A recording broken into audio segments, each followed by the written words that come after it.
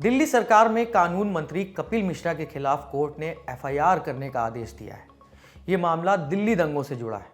1 अप्रैल को दिल्ली की Rouse Avenue court ने कहा कि जिस वक्त दंगे चल रहे थे उस वक्त कपिल मिश्रा उसी इलाके में मौजूद थे। इस मामले में उनकी जांच होनी बनती है। मोहम्मद इलियास नाम के शख्स ने कपिल मिश्रा समेत और आरोपियों के खिलाफ एफआईआर दर्ज करने की याचिका दायर की थी। इस पर एडिशनल चीफ जुडिशियल मजिस्ट्रेट वैभव चौरसिया ने उनकी अर्जी मान ली है और आगे जांच करने के आदेश दिए हैं।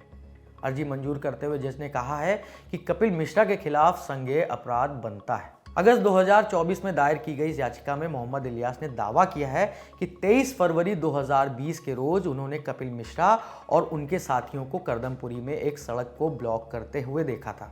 इलियास ने अपनी याचिका में यह भी कहा है कि उस समय मौके पर तत्कालीन उत्तर पूर्व डिप्टी पुलिस कमिश्नर और दिल्ली पुलिस के अन्य अधिकारी कपिल मिश्रा के बगल में खड़े हुए थे। कपिल मिश्रा ने प्रदर्शनकारियों को जगह खाली करने या परिणाम भुगतने की धमकी भी दी थी। इंडियन एक्सप्रेस की खबर के मुताबिक शिकायतकर्ता ने यह भी कहा है कि उसने तत्कालीन दयालपुर एसएचओ को भाजपा नेताओं जगदीश प्रधान और मोहन सिंह बिष्ट के साथ मिलकर उत्तर पूर्व दिल्ली में मस्जिदों में तोड़फोड़ करते देखा था। 2020 में 24 से 26 फरवरी के बीच पूर्वोत्तर दिल्ली में सांप्रदायिक हिंसा हुई थी, जिसमें 53 लोग मारे गए थे और 500 से अधिक लोग घायल हुए थे। साथ ही इन दंगों में करोड़ों की संपत्ति का नुकसान भी हुआ था। दिल्ली पुलिस कई लोगों के खिलाफ दिल्ली दंगों के आरोप में एफआईआर दर्ज कर चुकी है। इनमें से कई लोगों को यूएपीए जैसे अपराधों में बंद किया गया है, लेकिन कपिल मिश्रा पर दिल्ली पुलिस ने अब तक कोई एफआईआर दर्ज नहीं की थी। वहीं इस मामले पर आम आदमी पार्टी के नेता सौरभ भारद्वाज ने दिल्ली पुलिस की कार्यप्रणाली पर सवाल उठाए। 5 साल से ज्यादा लग गए दिल्ली की कानून व्यवस्था, देश की न्याय व्यवस्था को कि कपिल मिश्रा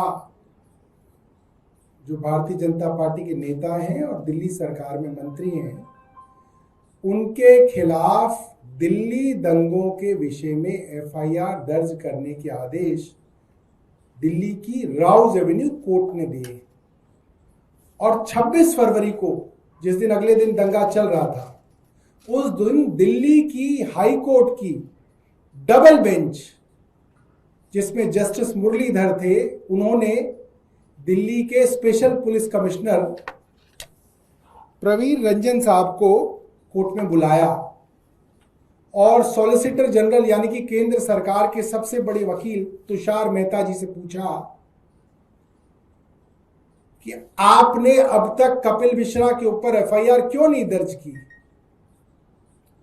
तो पुलिस के स्पेशल कमिश्नर का कहना था, जनाब हमने अभी तक वीडियो नहीं देखी।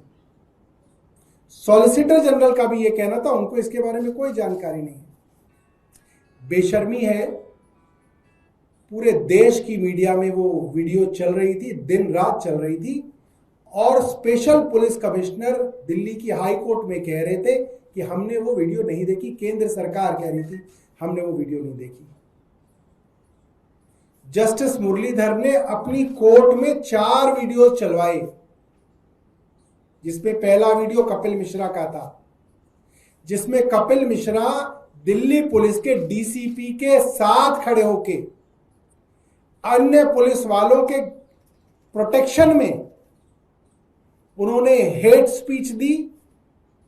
एलिगेशन है कि उनकी हेट स्पीच के बाद लोग भड़के और वहीं पे तभी पत्थरबाजी और दंगा शुरू हो गया। वैसे ये पहली बार नहीं है जब कपिल मिश्रा विवादों के घेरे में आए हों। इससे पहले भी कोर्ट उन्हें फटकार लगा चुकी है। कपिल मिश्रा ने साल 2020 में सोशल मीडिया प्लेटफॉर्म एक्स पर एक पोस्ट किया था। इसके चलते उन पर एफआईआर दर्ज हुई थी। इसी को उन्होंने चुनौती दी थी। इसी पर पिछले महीने मार्च में कोर्ट ने याचिका खारिज की और तीखे कमेंट भी किए। कोर्ट ने कहा था कि कपिल मिश्रा ने अपने बयानों में नफरत फैलाने के लिए पाकिस्तान शब्द का बहुत ही कुशलता से इस्तेमाल किया है। वो चुनाव अभियान में होने वाले सांप्रदायिक ध्रुवीकरण के प्रति बेपरवाह थे ताकि सिर्फ वोट हासिल किए जा सकें। ये विभाजनकारी राजनीति का नतीजा है जो देश के लोकतांत्रिक और बहुलतावादी ताने बाने के लिए खतरा है। दुर्भाग्य से उपनिवेशवादियों की फूट डालो और राज करो की नीति भारत में अभी भी चलन में है। कपिल मिश्रा ने 2020 में कुछ विवादित बयान दिए थे, जैसे दिल्ली में छोटे छोटे पाकिस्तान बने हैं, शाहीन बाग में पाकिस्तान की एंट्री हुई है। मामला इसी से जुड़ा है। सोशल मीडिया पर किए गए एक पोस्ट में उन्होंने कहा था कि 2020 में चुनाव के दिन दिल्ली की सड़कों पर भारत बनाम पाकिस्तान मुकाबला होगा। इस खबर की स्क्रिप्टिंग और रिसर्च किए हमारे साथी साजिद ने, कैमरा संभाल रहे हैं रमन, मैं हूं नीरज और आप देखते रहिए दी लल्लन टॉक।